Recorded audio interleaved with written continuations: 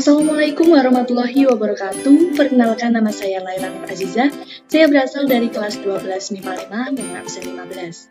Di sini saya akan menjelaskan tentang sejarah pembebasan Irian Barat.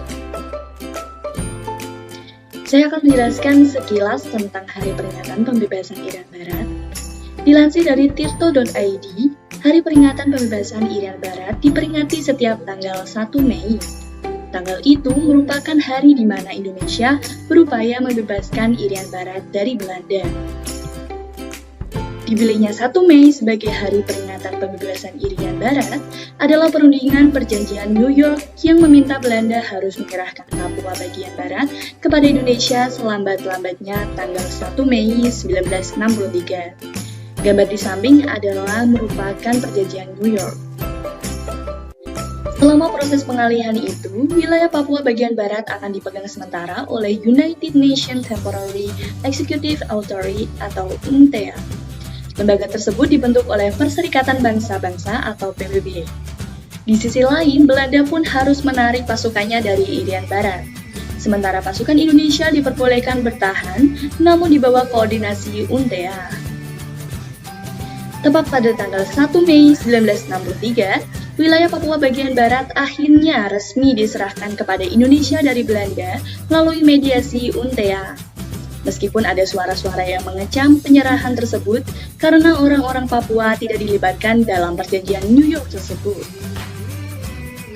Operasi Trikora, Tri Komando Rakyat. Upaya Indonesia dalam membebaskan Irian Barat dari Belanda itu dinamakan Operasi Trikora.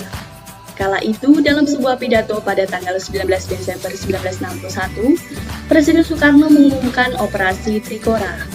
Hal tersebut berawal dari konferensi meja bundar atau KMB di Den Haag, Belanda, pada 2 November 1949 terkait rencana pengakuan kedaulatan terhadap Indonesia oleh Kerajaan Belanda. Di sisi lain, ada satu persoalan lagi yang belum disepakati, yakni terkait status Papua Barat. Sebab baik Indonesia maupun Belanda merasa memiliki hak lebih atas wilayah Papua bagian barat. Gambar di samping merupakan gambar Operasi Trikora. Latar belakang Operasi Trikora. Patrick Matanzi dalam sejarah pidato Trikora dan ambisi Soekarno kuasai Papua menyatakan Belanda ingin menjadikan Papua Barat sebagai negara boneka. Sebab Belanda mulai membentuk parlemen pada Februari 1961, kemudian Komite Nasional Papua dibentuk pada 19 Oktober 1961. Selain itu juga membangun kekuatan militer Papua. Dalam buku Irian Barat, Daerah Kita 1962 yang dirilis Departemen Penerangan RI, terdapat bukti kalau Belanda pernah melakukan pameran bendera atau Vlaggentoon yang ternyata disertai kapal-kapal perang pada 4 April 1960. Atas pergerakan yang dilakukan pihak Belanda tersebut, Soekarno dan pejabat tinggi Indonesia mulai menyusun strategi. Tepat pada 6 Maret 1961, Korps Tentara Kora I pun dibentuk dan yang menjadi panglima komandonya adalah Mayor Jenderal Soeharto.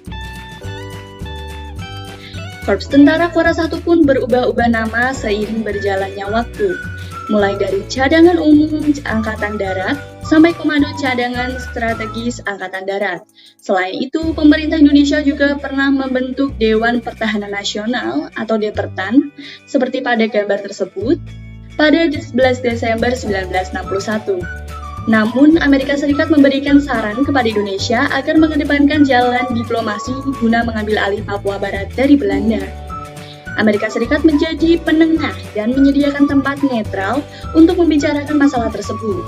Atas desakan Amerika Serikat, Indonesia dan Belanda bertemu kembali di satu meja pada 15 Agustus 1962. Yang menjadi delegasi Indonesia adalah Adam Malik, sedangkan Belanda mengutus Dr. Jan Herman van Rooijen, diplomat Amerika Serikat Ellsworth Bung, bertindak sebagai penengah. Perjanjian New York.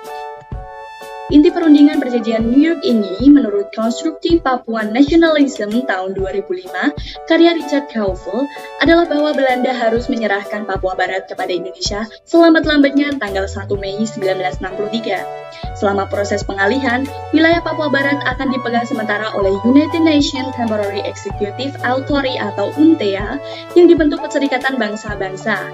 Selain itu, Belanda harus menarik pasukannya dari Irian Barat, sementara pasukan Indonesia diperbolehkan bertahan namun di bawah koordinasi UNTEA. Hingga akhirnya, tanggal 1 Oktober 1962, Belanda menyerahkan otoritas administrasi Papua kepada UNTEA.